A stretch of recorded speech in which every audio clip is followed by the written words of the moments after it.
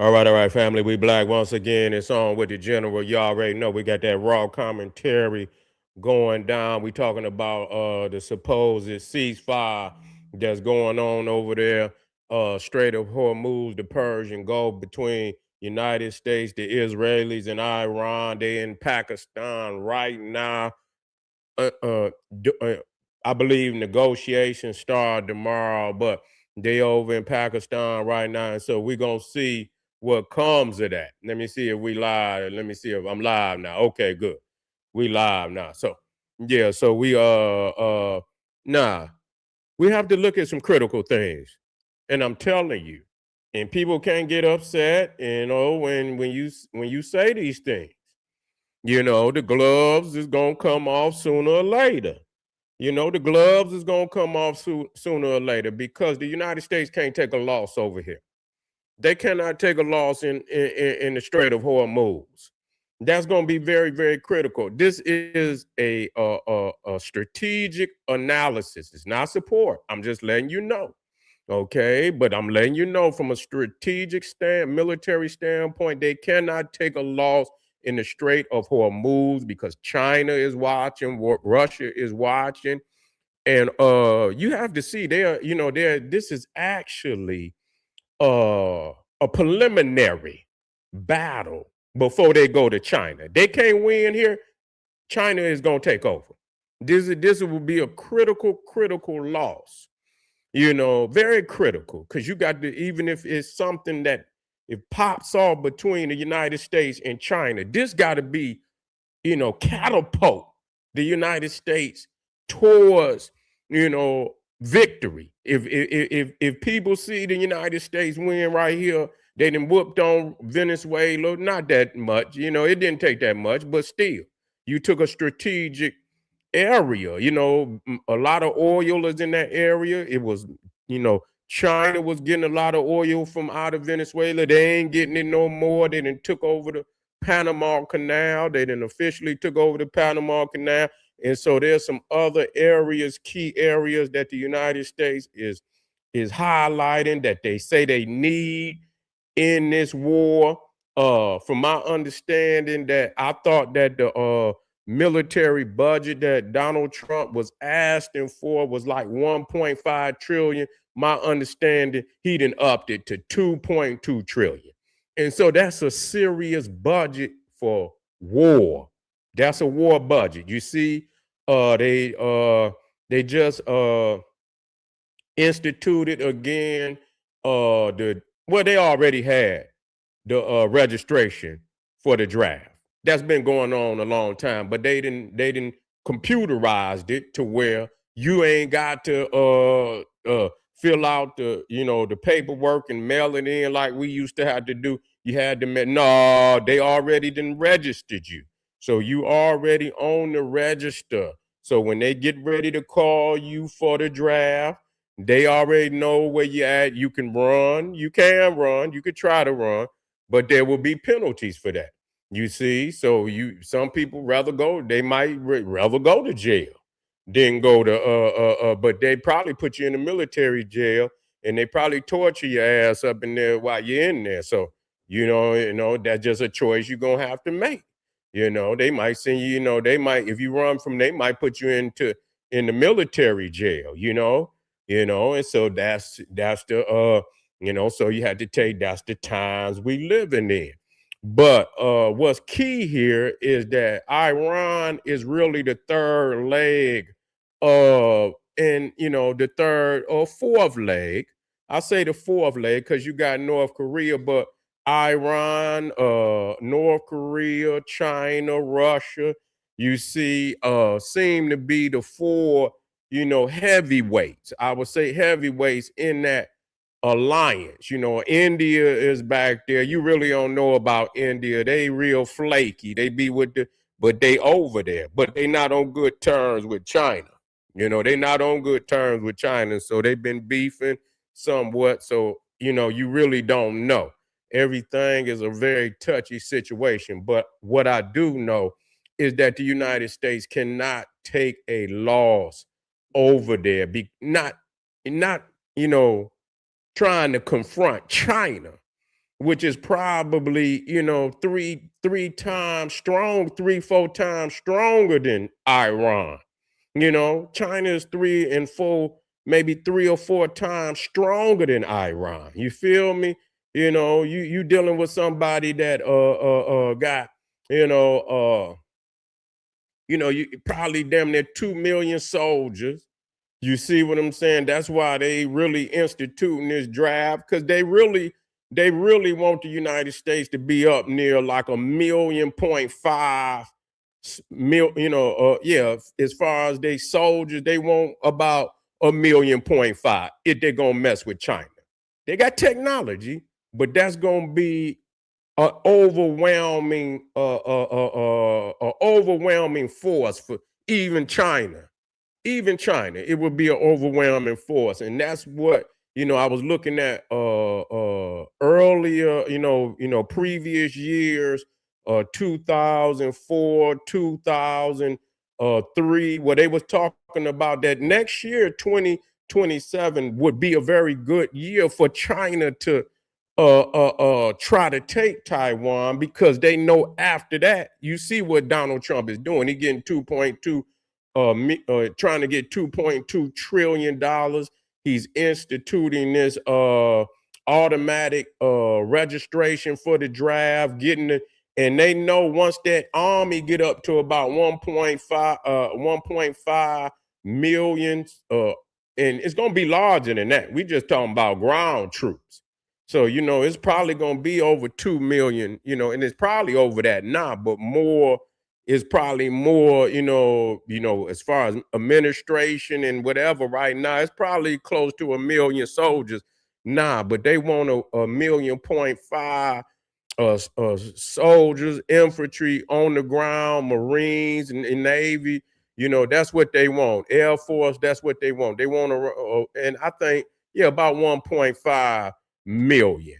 Okay. And so they're gonna get these ports together where they shipbuilding. They're gonna expand the shipbuilding where they putting out more ships and so on and so forth, even the planes. So they building up, and China knows that, people talking shit. China know that next year is really their year.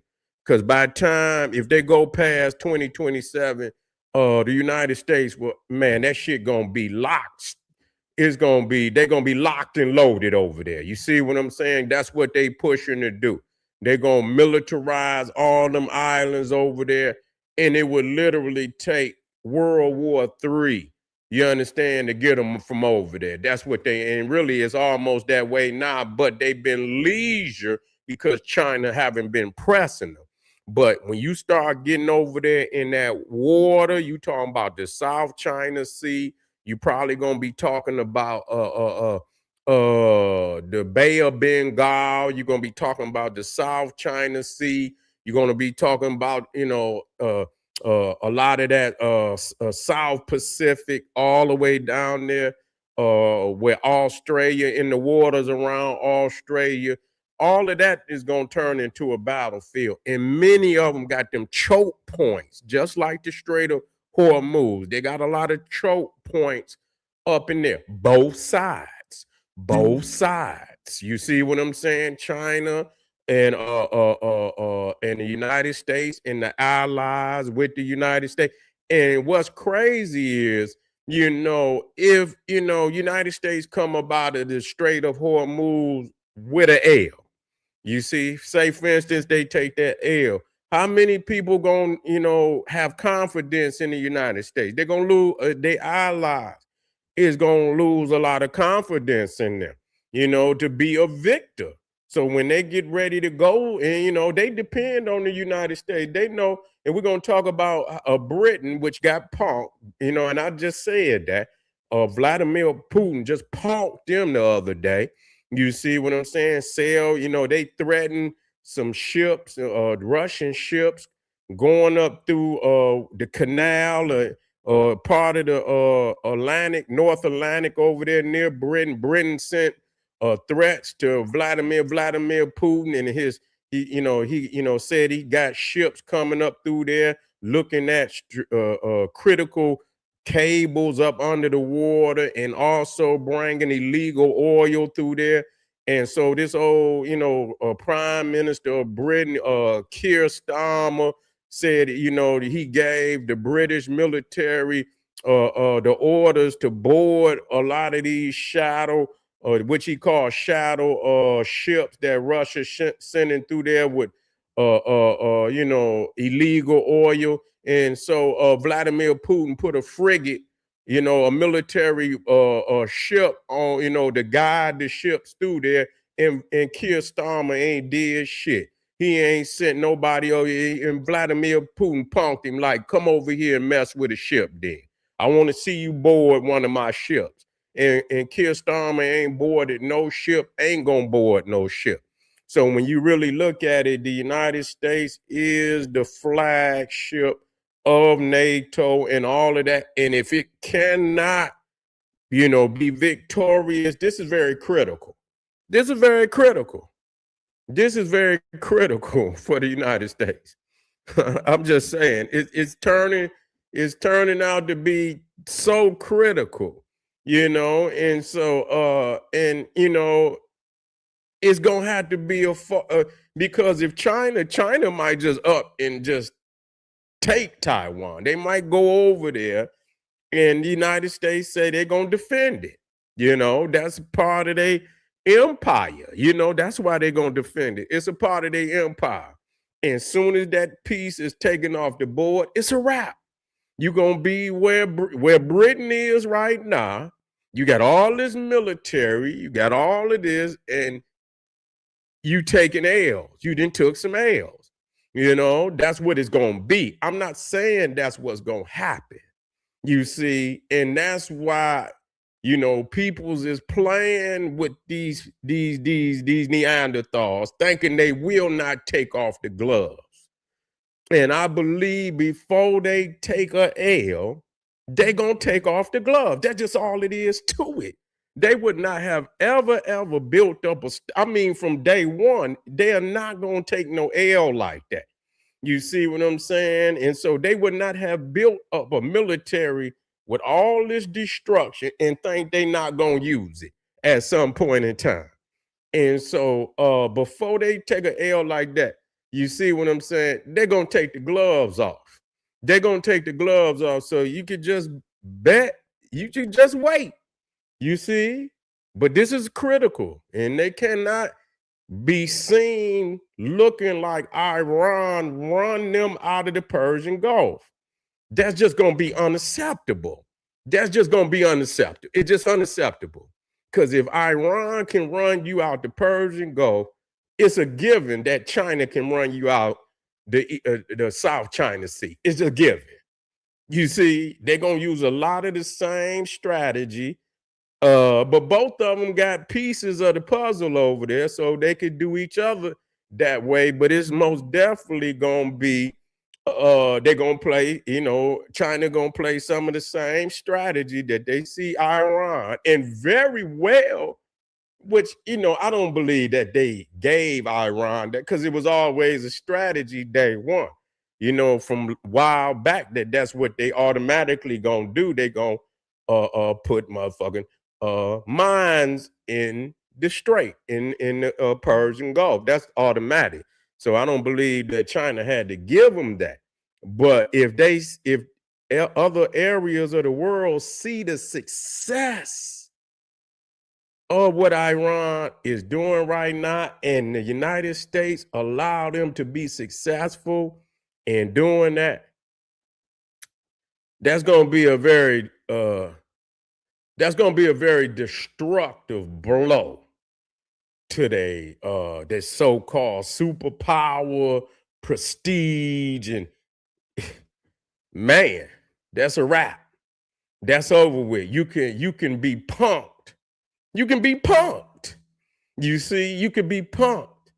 And so I'm just saying the situation where it's at. Is that what's gonna happen? I doubt it. I doubt it very seriously. I doubt it very seriously. You will see within the next 2 weeks where this gonna go. I guarantee you. I guarantee you, within 2 weeks to 3 weeks, this is going to go the climax of where it's going to go. Period. It's going to go to the climax of where it's going to go. And I do believe it's a possibility that the first card that they was going to play about knocking out shit and this, that, and the third is still on the table. You know, it's still on the table. Now, whether they're going to knock them all out at one time, I don't know. But I do believe that they're going to knock a lot of them bridges out of there, and they're going to knock some of that electricity out of there. There is. And it's like I said, there's other cards that they could still play, that they have not played. And I believe a lot of them cards will be played in the next 2 weeks. I don't even think it's going to be 3 weeks. Because if they come out of this weekend and they don't have no deal, they taking the gloves off. So you can wait. And anybody that want to get their ticket and go on over there, go get your picnic basket. Make sure you get you some trees now and make sure so when you over there, you understand what I'm saying? And shit is on fire, you can at least roll you up one. You feel what I'm saying? And blow you one while the ship going down. This is General Sarasu Seti. I appreciate y'all coming on out, getting this commentary. Again, this is not a support for one side or the other. This is strategy that could be used because either side is not your friend. And if and what they doing to each other, they could easily do to your ass. So you better wake up. You better study this for the ability to analyze and strategize. So if you ever in this predicament, you already got a blueprint to be successful. This is General Cyrus said. He said, hey, arm yourself with knowledge. Bang on the Wicked Beast Daily. Hit that subscribe button. Hit the like button. Leave a comment. And I want you to share it with your family and friends. Boom. Black Pop.